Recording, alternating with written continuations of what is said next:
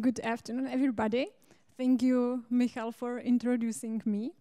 And I'm happy that I can introduce you today my favorite topic, which is topic of ecology of epiphytic bryophytes, which is also topic of my PhD project and also PhD thesis now. So let's start with introducing epiphytic bryophytes. Epiphytic bryophytes are bryophytes which are able to grow on the surface of trees. I said are able because conditions on the tree surface are really extreme, and epiphytic bryophytes have to have some adaptation to grow there, because they must shield, for example, big isolation, then drought and moisture again, and very fast changing of moisture availability.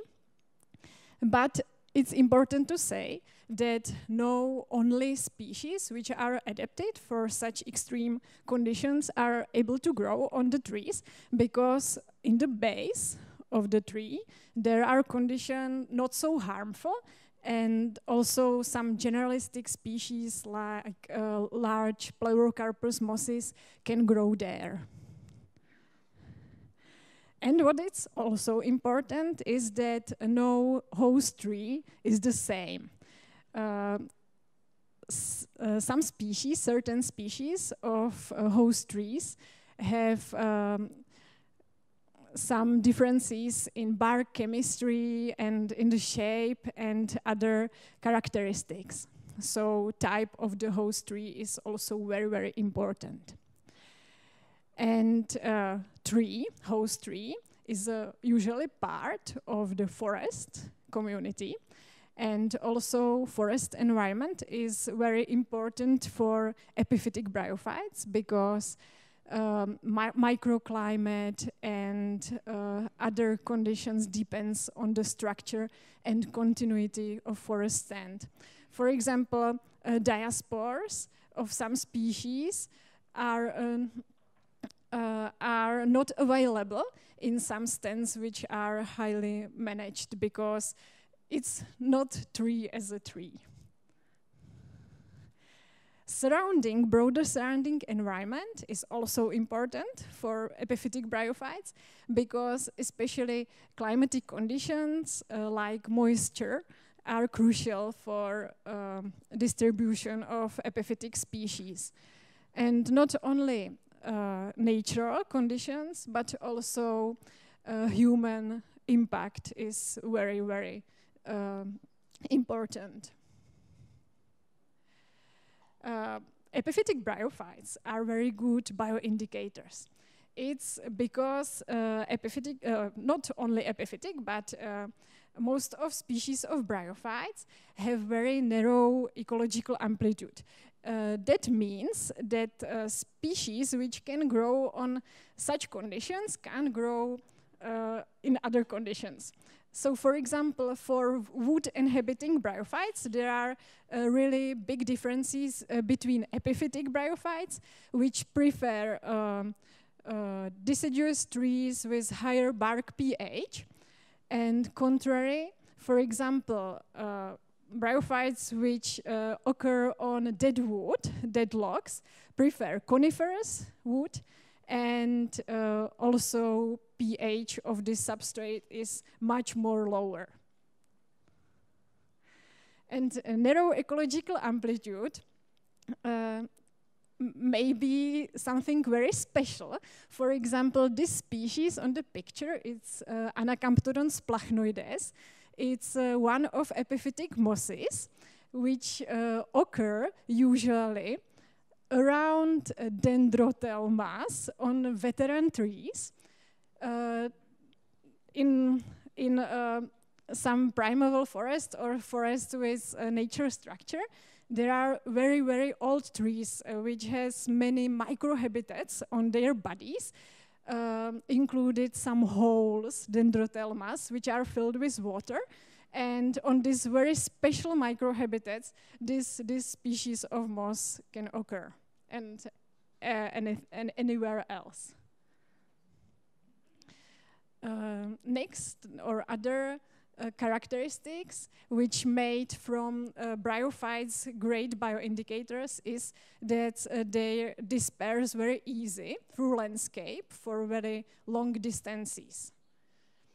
Other characteristics which is good is, good not for bryophytes because they are poikilohydric, and this type of metabolism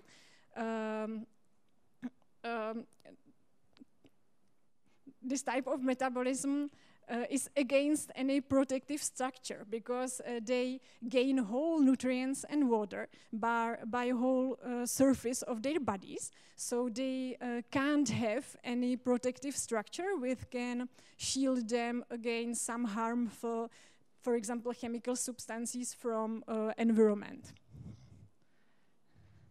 And also epiphytic bryophytes grow on the surface of tree trunks. And on this surface, they must shield this, for example, chemical substances from their environment. So it's very extreme for them, and they are directly exposed. Some of species have capability to accumulate certain chemical substances, for example, heavy metals, and a type of biomonitoring, so-called biomonitoring, is based on it. And these maps you can see on the picture are models which are based on data collected by analyzing of some specimens of some species of mosses which are collected by special methodology and then analyzed, and these maps are a great thing because you don't need any expensive measurement methods and just collect moss. And some other chemicals are toxic for bryophytes, and some species are very sensitive to other certain chemical substances. Bryologists during the second half of 20th century realized that some species of epiphytic bryophytes disappeared from some areas which were heavily polluted.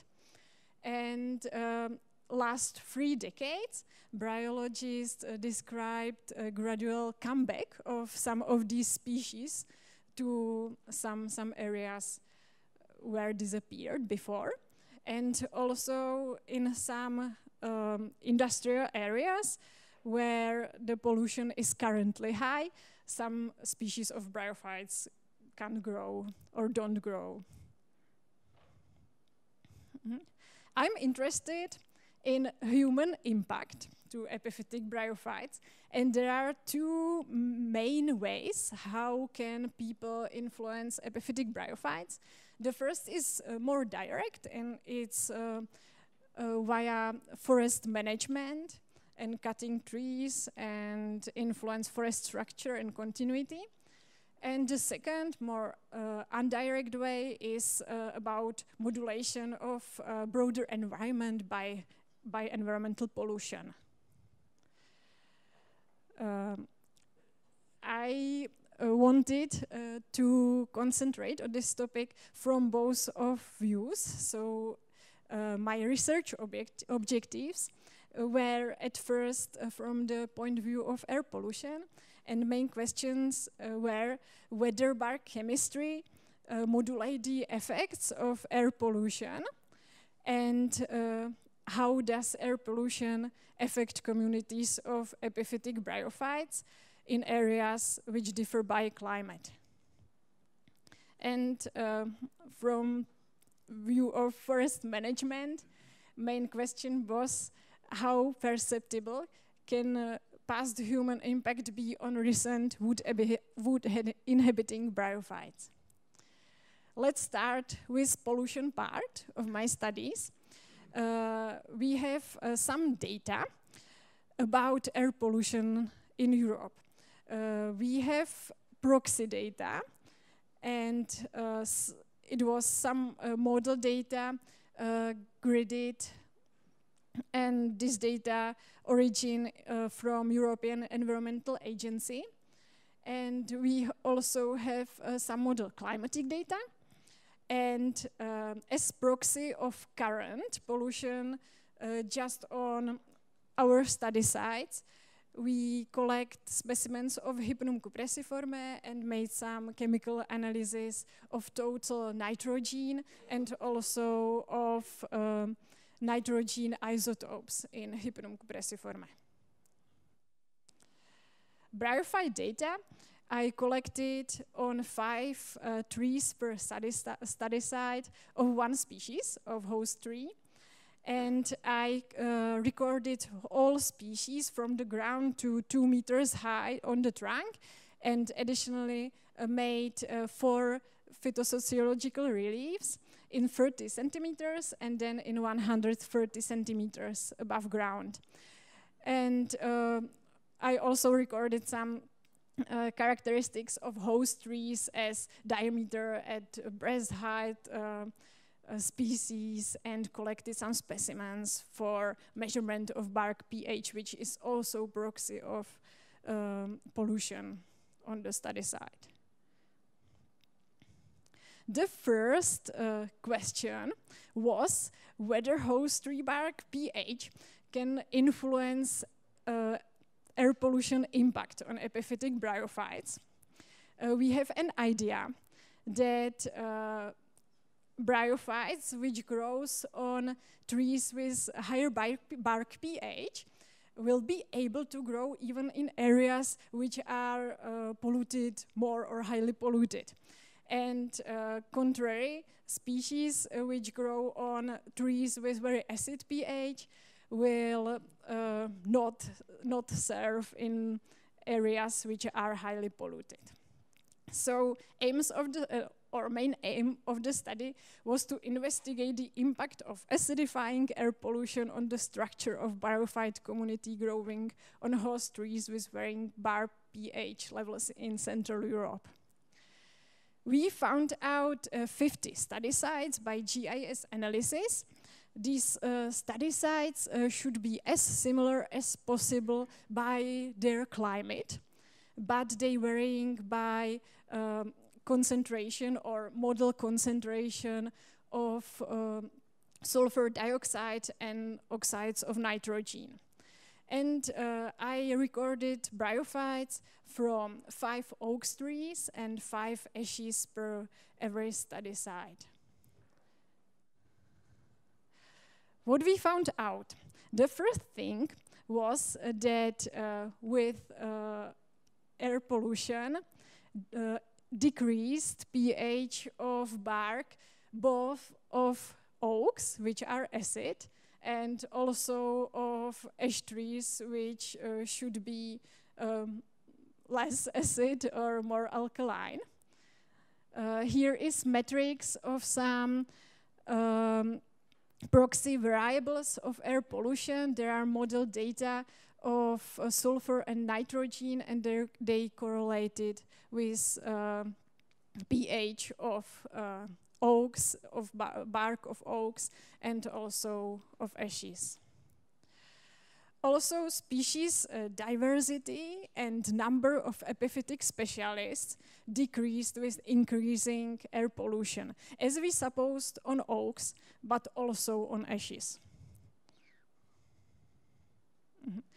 Here is ordination diagram of distance-based redundancy analysis, and you can see there 2 groups of species. First groups, there are mainly species which are adapted to living on surface of trees. There are some epiphytic specialists like Ulota or some Orthotrichum species, and also, for example, liverwort Radula complanata, which is not epiphytic specialist, but also can serve in very draft conditions on the tree. And these these species prefer higher pH of substrate. And contrary, the other group are species which prefer acid substrates. For example, in these pictures, there are two species of mosses which are usually on deadwood. It's Herzogiella seligeri and Tetraphis pellucida. This is the situation on oaks. And in ashes, it differs a bit. There are also two groups of species. The first are, again, some epiphytic specialists or species which are adapted to conditions on trees. In pictures, also Orthotrichum ulota and Platygyrium repens. And this species tolerates drought. And other group are big Pleurocarpus mosses, which usually don't like the drought. So they want some stable moisture conditions. So to conclude this part, we found out that acidifying air pollution is important driver for epiphytic bryophytes, both on ashes and both on oaks. And the diversity of epiphytic bryophytes, of epiphytic specialists, is higher on ashes and both on areas which are not polluted and also in areas which are polluted, but air pollution is important factor even for these communities. The second part of my study is concentrated to role of climate. And we have idea that in some areas where is higher moisture of climate, there can epiphytic bryophytes occurs, for example, on trees which are acid, and in other areas epiphytic bryophytes are not able to grow on them. So we have idea that maybe moisture of climate can modulate somehow the ability to grow under higher air pollution. So aims of our study were to investigate how epiphytic specialists and also facultative epiphytes respond to pollutant load under different macroclimate.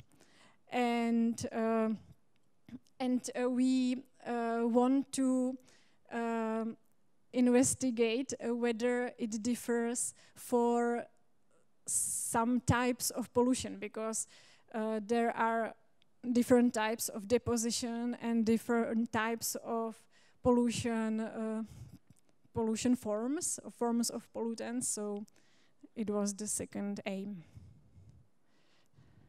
We found out 150 study sites along climatical and pollution gradients across Europe, from Atlantic shore to subcontinental parts in Hungary, and we or I search bryophytes on 5 oaks per study site. And we analyze the data by negative binomial regressions models. What we found out? We found out that different drivers are important for facultative epiphytes, and different drivers are important for obligate or epiphytic specialists. That means that obligate epiphyte or epiphytic specialists increased with increasing continentality of climate. And contrary, facultative epiphytes increased with increasing moisture or oceanity of climate. And the second difference was that for facultative epiphytes, there was a very important driver, reduced forms of nitrogen with decreasing concentration of reduced form of nitrogen, increase diversity of facultative epiphytes. And for obligate epiphytes, there was most important pH of bark of host tree. And with increasing bark pH, increased also species diversity of epiphytic specialists. We made analysis of hypnome as proxy variables for current pollution on study sites. And we analyzed not only total nitrogen, but also a ratio between isotopes of nitrogen. And it's because it's something like a puzzle. We can gain some information from this ratio. And that means that if we get more positive ratio, it means that there is higher proportion of oxidized form of nitrogen in total nitrogen deposition. And contrary, if we have more negative signatures of these isotopes ratio, it means that it will be higher contribution of reduced form of nitrogen in deposition. But no ratio was significant in our data.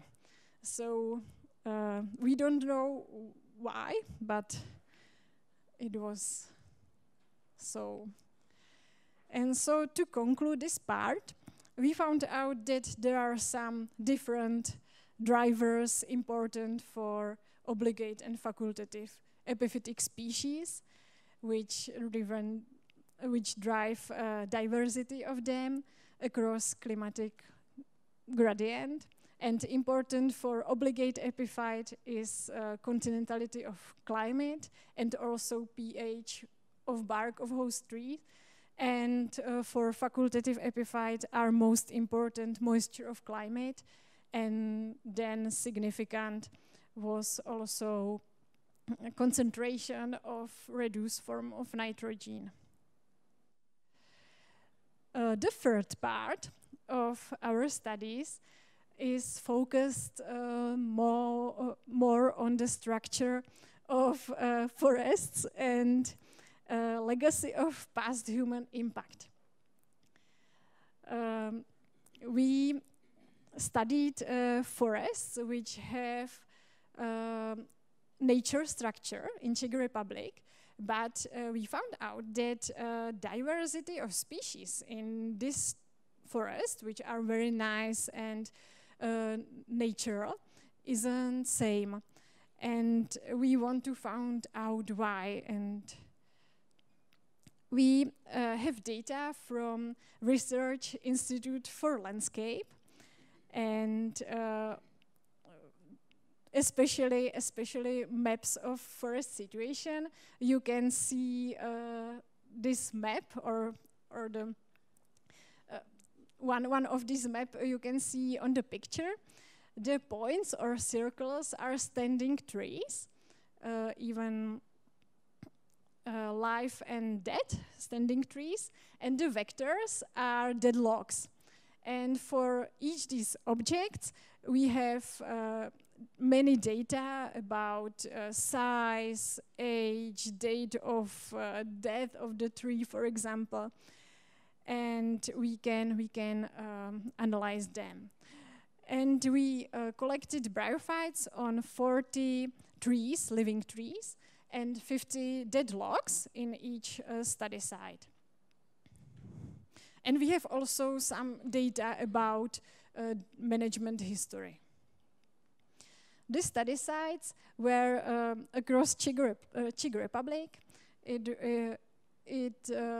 There are some very nice forests which are protected today and have a nice natural structure. Miončí and Salajka in Beskydy Mountains, Žáková hora, Inžďárské vrchy, Polom in Železné hory, Kohoutov in Křivoklátsko, Žofínský prales in Novohradské hory, and Boubínský prales in Šumava Mountains. And for these sites, we have some type of historical management which happen there. And on the base of this data, we established 3 categories of intensity of management and analyzed them. We found out that species richness is based in or is influenced by past human management intensities. It's because by this management, some gaps in some substrates may happen. For example, there is like in large deadlocks or something like that. And some species are not able to return after returning of this type of substrate. And the second result was that beta diversity, site and log level beta diversity, is not dependent on management history, but on the current type of habitat heterogeneity. So various types of substrates and many types, especially of deadwood, are really important for occurring and for beta diversity now. So to conclude it, site or log level species richness and beta diversity are independent of each other. Past management influence species diversity because there can be some gaps of some types of substrates. And on the other hand, local conditions and current no management of this site is very important for current beta diversity. And the last remark is that environment in Europe is changing, and this changing may bring not only disappearing of some species, but also spreading on some other species. And we found with Vítě new species for Germany, so it's a remark to the end. And in this place, I want to thank all people. Without them, I can't stay here now. So thank you very much. And now is time for continuing.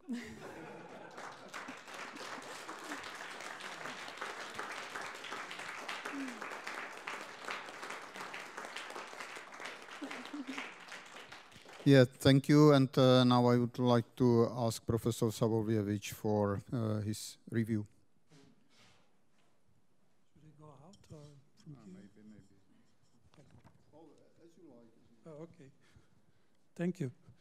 So first, I would like to stress just a couple of things before I pass to formal things, that I'm very happy to be a part of this committee and that I accepted to review it as soon as I get invitation from Michal, simply because I'm personally interested in this re-establishment of the rare and interesting species and how this is occurring, and also because this kind of investigation is missing very much, especially in bryophytes, let's say ecology, or in wider sense ecology, and what we are going to do with all the stuff which we have with the modern era and so on.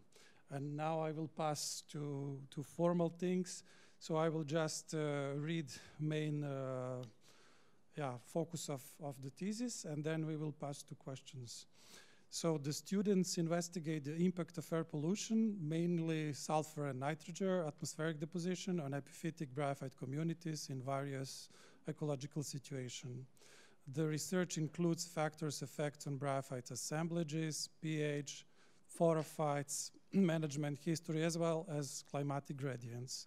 The results of candidates' research are published in press in 4 various publications in different international journals. The mentioned publications are a significant part of this dissertation. The dissertation itself is clearly written and well structured. And it was easy to follow it, and the candidate guided through the scientific achievements with some simple and clear language, and it was easy to follow it, and I read it at once. The dissertation has a total of 152 pages and consists of all the parts with, as it is usual. And finally, candidates link all the achievements and makes the general conclusion to more detailed results of these studies. And I will just highlight some of those that are generally very important, not only in local level, but can be applied wider. So this acidifying air pollution influenced the structure of epiphytic bryophyte communities. CO2 significantly affects structure of epiphytic bryophyte communities as well. Higher bark pH reveals SO2 effects on bryophyte assemblages structure. Epiphytic specialists and facultative species are influenced by different environmental factors. Continentality increased the level, higher level of reduced nitrogen form, and thus changed the pH of the barks. And in that case, phorophytes favorize epiphytic specialists, while oceanity or maritimity, or as you said, moisture of the climate, increase facultative bryophytes appearing on the trees. Dry deposition of nitrogen and sulfur oxidized form decrease the pH of the barks in phorophytes. And this also significantly affects what kind of communities we can find there. Intensive past management of forest can significantly affect forest bryophyte communities in a way of impoverish both alpha diversity and composition. Then fragmentation and discontinuity of the forest is a severe factor for bryophyte diversity loss. And this is something which changes even much more quicker than we would like in our studies because of the climate changes, and these scenarios are not very in favor, and thus epiphytic flora study needs to be done because sometimes you can also find new species. Minor remarks I would said to the thesis is generally those that is, I don't like this moisture climate. So that's I said maybe oceanity or even maritimity would be the better term to use as opposite to continentality. And also it's not necessary to support the same statements with more than 3 references, most fresh one usually. It's in science. In general, I concluded that you already perform rather good and creative abilities in relevant research area, and that you are ready to be independent researcher. And now we can pass to the questions, and I will pose one by one so we can discuss. So bryophyte communities, according to you, are more on acidic bark of the host tree, phorophytes, and are more receptive to air pollution. And how do you explain that this influence, if we consider that the uptake is going through the whole body of the bryophyte species, depends on air deposits? Please. Thank you for your question.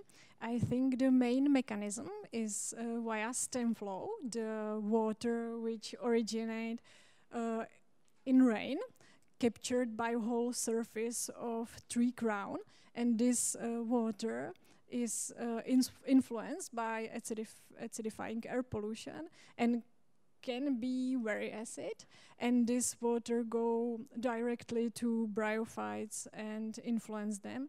And on the bark, which is more acid, this effect of acidification will be stronger than on the bark which is neutral or more basic, because there is some buffering capacity which can shield it partially.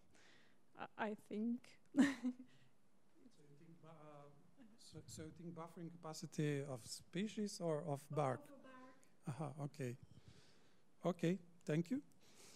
Let's go to the next questions. What are the reasons many species cannot establish an acidic bark as epiphyte, and why some species come back?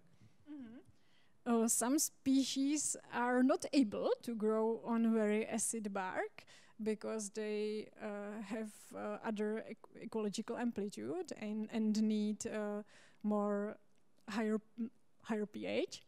And the second thing is that under very low pH, they can be risk of solubilization of some potentially toxic substances as some metals, and it can be very harmful for some species. So it's okay. So do you think the uptake capability of species that are epiphyte can be influenced by changes of pH of the bark or not? Yes. And did you ever have a second thought about establishment from the diaspores and spores, which can have some kind of dormancy, which can be also affected by the pollutants?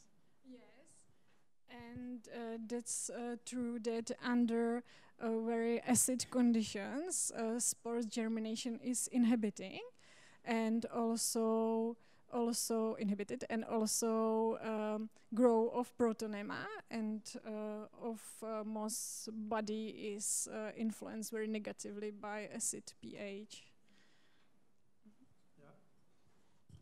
I would just add that different developmental level of the species has a different physiological capacities. So it's not the same if you are transferring the whole plants, part of protonema, some other diaspores or spores. And of course, we don't have any, or let's say, very few knowledge comparing to seeds, what's going on with the dormancy, let's say, with any kind of reaction of spores to that. The next question is, according to results obtained here, do you think that the permanent reserve is better compared to other possibilities like micro-reserve or reserve network, at least in those parts of Europe which you have been studied? For every species, forest species is always better to occur on as large as possible forest stands, which have no broken continuity, and it's because diversity of some forest microhabitats. In case of wood inhabiting bryophytes, there are several types of substrates which are important for epiphytic bryophytes, especially veteran trees with some microhabitats like dendrothelmas and some broken places which some nutrients and water are caught. And for deadwood species, there must be unbroken continuity of particular stages of decaying, and if any of these stages lack, then some species can occur on this place. And in small patches, it's most possible that this discontinuity happened. So large places are more safe for it. And also small patches, there is a risk of some natural disturbances, for example, some windbreaks or fires, which can destroy completely this small patch, and then also suitable habitats for bryophytes. So I think large patches are always better.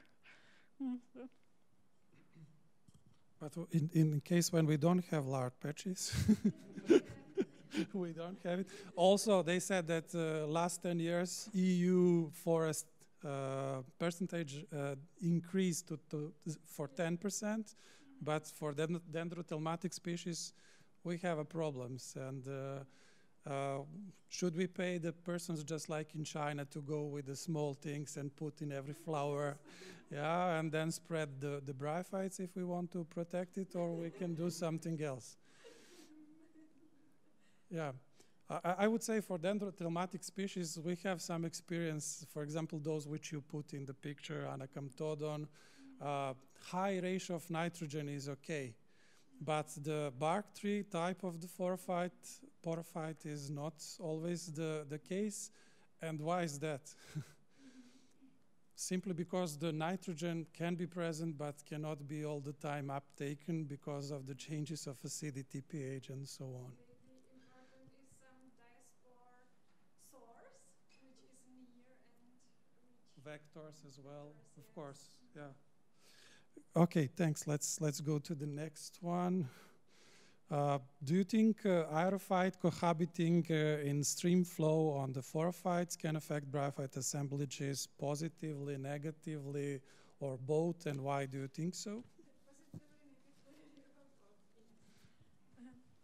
I think maybe both, but bryophytes prefer the places on the tree trunk where stem flow go down the tree, because there is sure that some water will come, but in these places is possible some not positive relationships with other inhabitants in those places. And maybe your next question is more close for this answer. And stem flow is very important for organisms which occur on the tree surface, because it contains nutrients from the surrounding environment. It contains water, so bryophytes gain what they need to gain from the stem flow. So stem flow is very important, and there are big differences on phorophytes with different shape of crown, for example, because coniferous trees have a conic shape of the crown, and the water from the rain go down on branches and to the ground.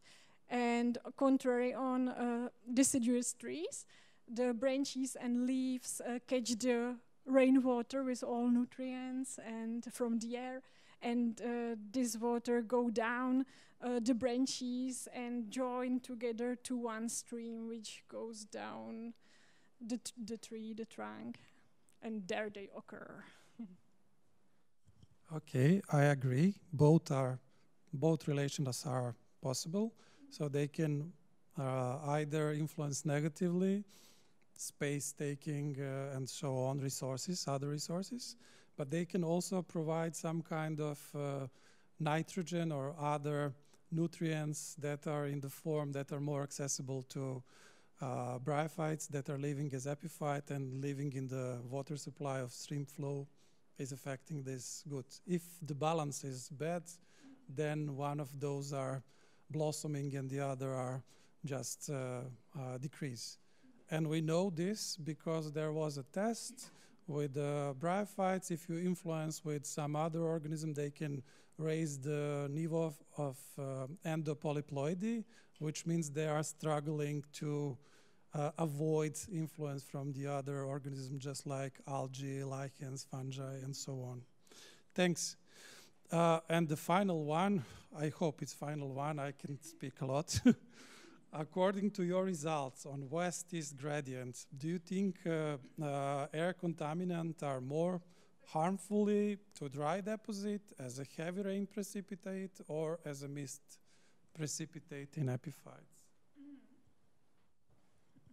I thought about it, and I think according results of some studies and our results, that maybe dry deposition could be more harmful because it could concentrate for some time and can stay for a long time. From long time deposition can accumulate on the, for example, on the surface of the trunk, and then something happened, for example, some moisture, and it became soluble, and it's much more bigger concentration than in a current wet deposition. It became unsupportable. Yes, I would have many more questions, but I would continue afterwards, after this official part, and I give the stage to my colleague. Thank you. Thank you. Good afternoon. At the beginning, I would like to thank you for inviting me as a reviewer. With pleasure, I accept also invitation of Michal, because I also interested in occurrence of epiphytes in changing world. I would like to present opinion about PhD thesis written by Jana Procházková. Of course, the opinion is positive. The dissertation is well written and causes 3 sections: introduction, descriptions of methods, main results, and discussions. Conclusive section is for publication. The scientific questions and methods are updated and fit well with the standards expect from the modern PhD and current academic publishing. In the introduction, the author discusses the human impact on environment with particular emphasis on air pollution, tree bark, and the forest environment as a place for bryophytes to live, and the use of bryophytes in bioindication. The dissertation is based on 4 publications presented here. A contribution of Jana Procházková to the creation of these papers was large, in one case as much as 80%, and in the 3 she's a leading author. Major results of the PhD are presenting the following topics: the impact of acidifying of pollution of the structure of bryophytes communities on the host tree with varying bark of pH levels. The next is the impact of different forms of nitrogen and sulfur deposition on epiphytic bryophytes along an European gradient, and effect of forest history and the 6 stages on bryophyte community structure. The 4th work concerns the discovery station of new epiphytic moss in Germany, Lewinsky affinis varieties bohemicum. Jana Procházková, concluding the results of her research so far, she said that studying the impacts of various forms of nitrogen and sulfur pollution on epiphytic bryophytes under the European climate uncovered a complex mosaic. Along the above results, it is likely that pollution, along with changes in precipitation and drought periods, as a consequence of climatic change, will continue the shape of European epiphytic bryophytes. Ongoing changes may be further evidenced by the decline of some species and the spreading of some over in areas where they were previously unknown. My conclusion: I'm convinced that Jana Procházková scientific achievements are high. She has extensive knowledge of the ecology of mosses, especially the impact of air pollution on bryophytes. Taking into account the achievements mentioned above, I'm recommending the dissertation to defense. Now, but during the study, the papers publication, I see some problems, some subjects, and now I want to ask you, and my question it will be related mainly to the first 3 papers. And question number 1, please discuss the effect of sulfur dioxide and nitrogen compounds on epiphytes. Which one has the more negative effect? Thank you for your question. I think the most harmful can be sulfur dioxide, because there is or only a small concentration of it could be toxic for epiphytic bryophytes. Germination of spores and growth of protonema is inhibiting by acid environment, which is caused by acidification by this pollutant. Also, nitrogen oxides can cause acidification, but there should be much more higher concentration for it. And also direct toxicity is possible in this case, but not so early, or how to say it.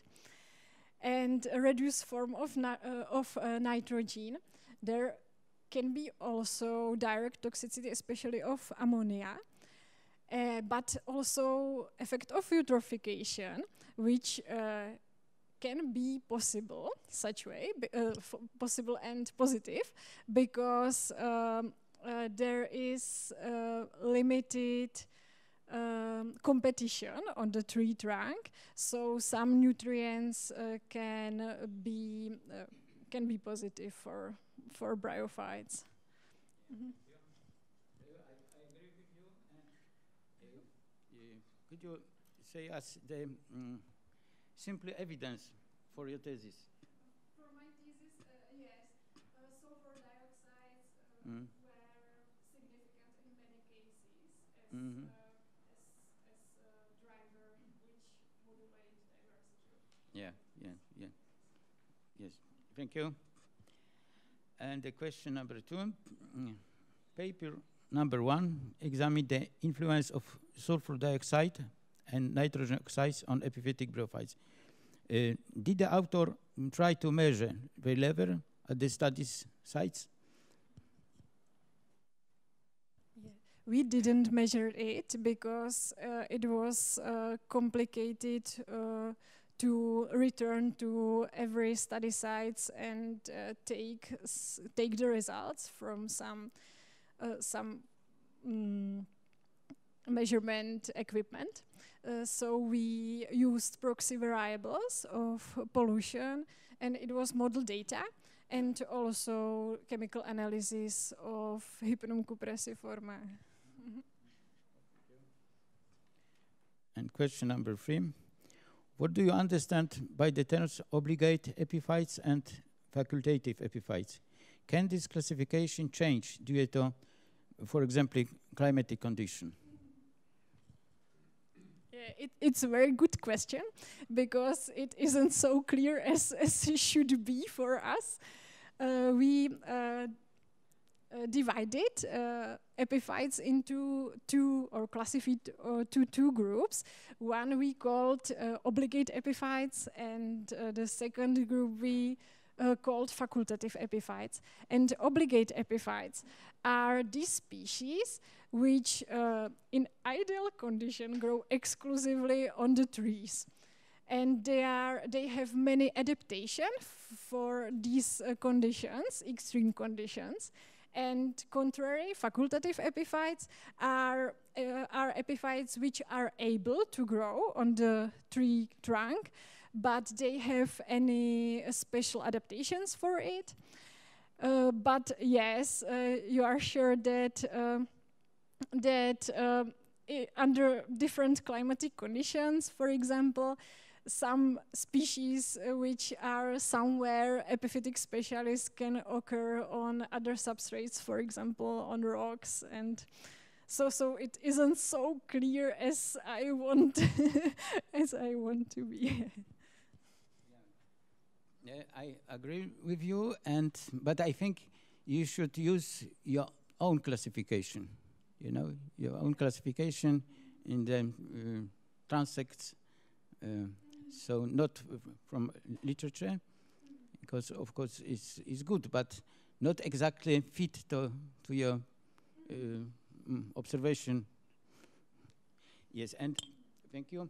And question number 4, similarly to this, in the paper number 2, a list of species is presented, and the epiphytic specialist include the species such as Leucodon spheroides, Neholmiella obtusifolia, and Orthotrichum pumilum. They grow on bark of trees, of course, but also on rocks and concrete walls. What is this specialization? It's similar. Yeah. According to my experience, these species occur mostly on trees. But you are right, they can occur also on rocks and rock substrates, and trees have many common characteristics, like they have no capacity for hold water for a long time. For example, they are exposed to environment directly, so it's extreme conditions there are, and these species are adapted to it. So there are some differences, but I think many species which are epiphytic can occur also on rocks and vice versa. But if you come to the stone, you find there different community than on tree. So the overlaps of these two ecological groups of bryophytes are not so big, but they exist. And do you know a species of, for example, mosses, which grow obligate on bark of tree? Yes. No, presented here, Anacamptodon splachnoides. It's really specialist, only on bark of trees. Yeah, thank you. And question number 5. Paper no. 3 concerns the impact of management on wood inhabiting bryophytes communities. The author used the term management intensities. How does the author measure such intensity? We didn't measure them, but we had some data about historical management, historical things which happened there, and we divided these forest stands into 3 groups according to some management things that happened there. So we had 2. Maybe I have. We have 2, I don't know how to, here, 2 sites, bovine and Jophine, which were not managed in case of bovine, and in case of Jophine, there was only minor management there in history, only selective felling in the past. And in other categories, there differ intensity of management. So we have some historical data and history. Yeah. Oh, thank you. And the question number 6, finally, what practical information can we get from observing changes in the distribution of epiphytic bryophyte species? Yeah, thank you for this question. I think it's every changes which we can observe on epiphytic bryophytes means some changes which happen to environment. So for us, it can be essential information about some changes, and according to ecology of species which disappearing or spread in the time, made a change, we can guess what happened with environment. I think, for example, if some species disappear from some areas, we can think about pollution, we can think about changes in moisture of climate, or something like that, or forest structure, for example. Yeah, thank you very much. So, I haven't next questions. So thank you very much for very good answers. Congratulations. Thank you very much. Thanks to both reviewers and Jana for answers. And now we can open the general discussion. So anybody is now welcome to ask questions. What are you interested in? Radim. Thank you. I've had many questions. I thank you for the presentation. It was a very nice overview of the topic.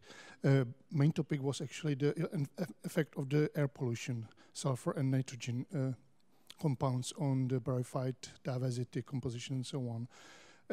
I saw that those two factors are for the certain time period.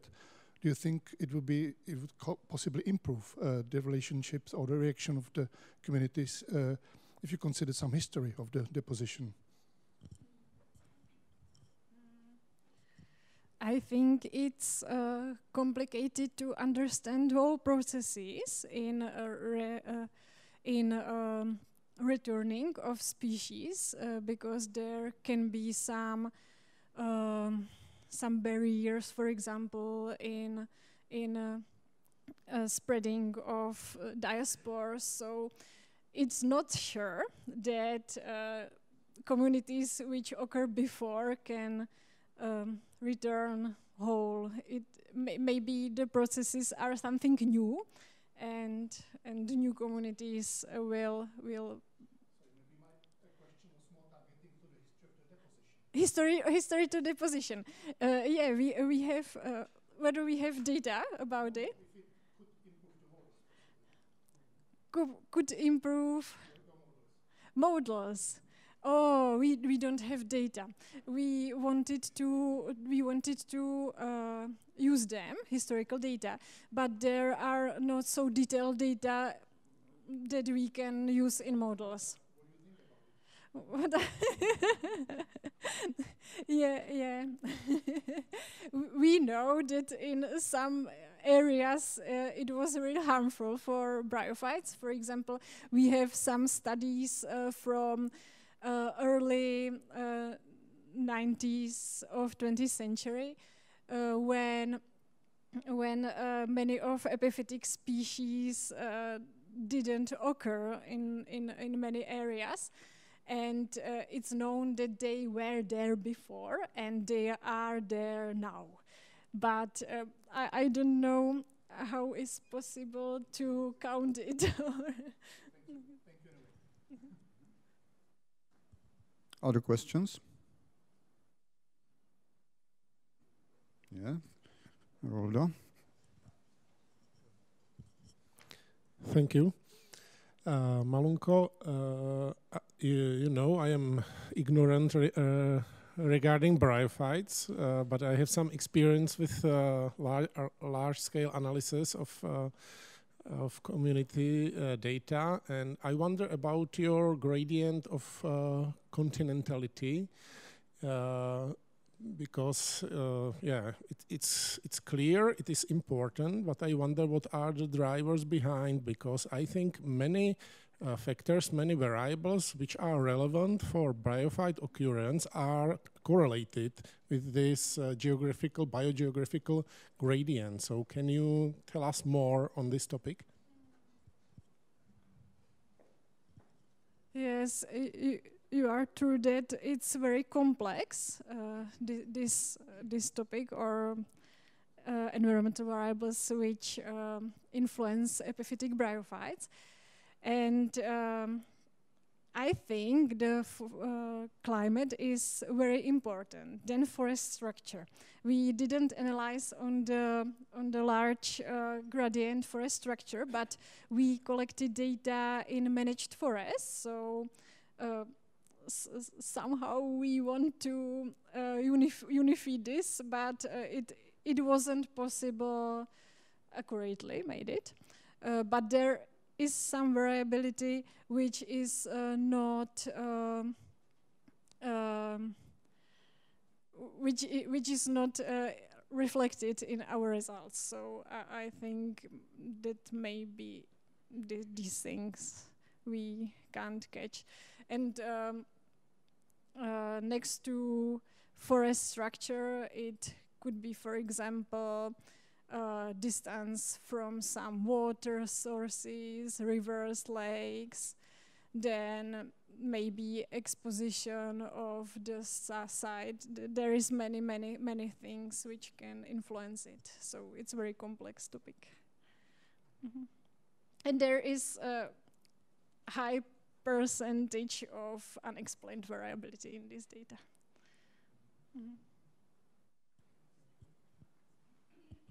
Yeah, other questions? Yes, Eva? How many species of the bryophytes did you find during your field work? The question is, how many species of bryophytes did you find during your field work? Okay, I can't remember exactly, but about 150 maybe, something like that, 120 maybe.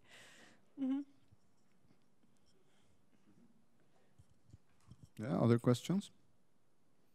Maybe I have myself a question. Also on the gradient, like oceanity, continentality. It's very interesting what you found. Yeah, the like predominance of facultative species in more oceanic areas. It's parallel with what vascular plants do, because in the oceanic part of Europe you also find some ferns or seed plants on trees that normally grow on soil. And I understand this part. But I don't understand the mechanism that is behind the predominance of specialists, of obligate like epiphytes in the continental areas. So you presented it as a pattern, but did you think about the mechanisms that are behind? It may be that these species are adapted to drought, so they can occur even in areas which are not so moist.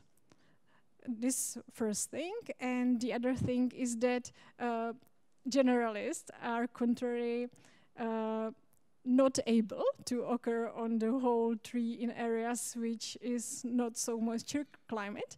So there can be maybe a bit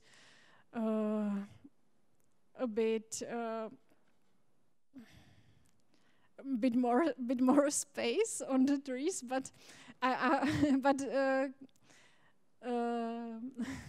competition it isn't so strong within bryophytes, so maybe it's not this way.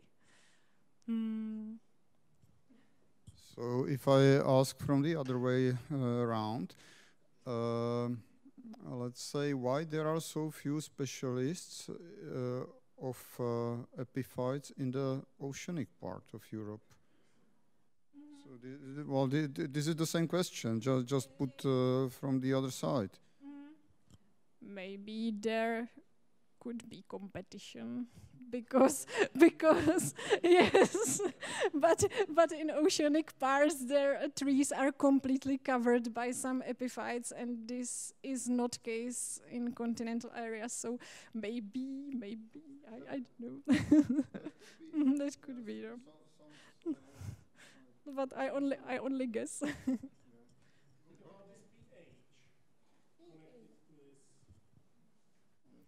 pH of what? Yes, bark, yes. In the relationship with specialists.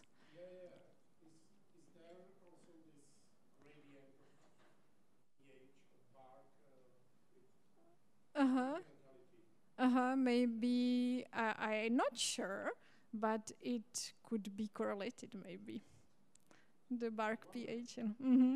I wonder too, but I don't know. I must confess, I don't know exactly. Okay, other questions? Like the reviewers, if you want, if some new questions occur to you, you are also allowed to ask more questions. Or Zdenka, yes. I do not study bryophytes, but still I have question. Are there some dispersal limitations for this species? Because I can imagine that the distance could be very large, but the prevailing wind direction in Europe is going from west to east. So is there anything which could limit this dispersal of mimosas? Thank you for question. I think it depends on particular species. Some species spread very easily, but there are some species which have limitation, and these species are typical for old-grown forests or natural forests because they can spread through highly managed landscape to other patches of nice forest. Yeah, but some species are not make spores, but dispersed by some, for example, parts of their bodies or different propagules. So it may be different. Who is next?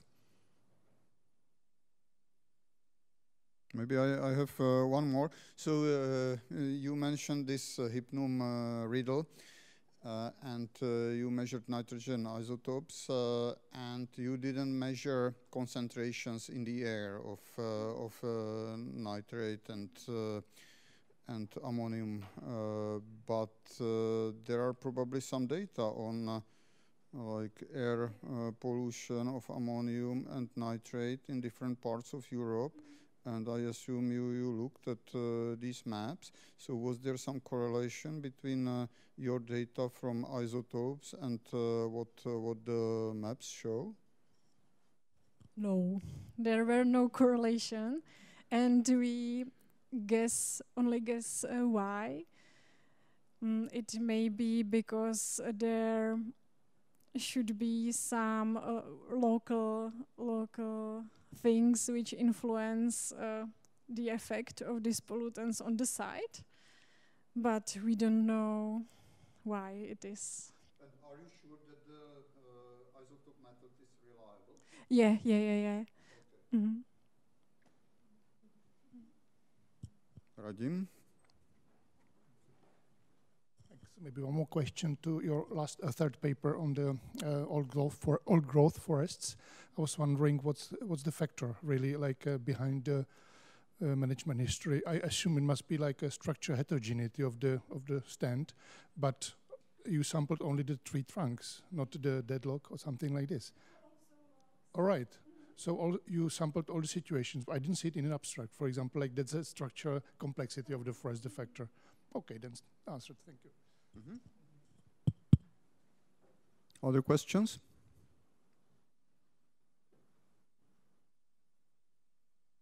Okay, I think it was enough, wasn't it? Are you tired? Or do you still want to tell something to us? Okay, so then thank you very much. Thanks to Jana for research and presenting it. Thanks to the committee, to the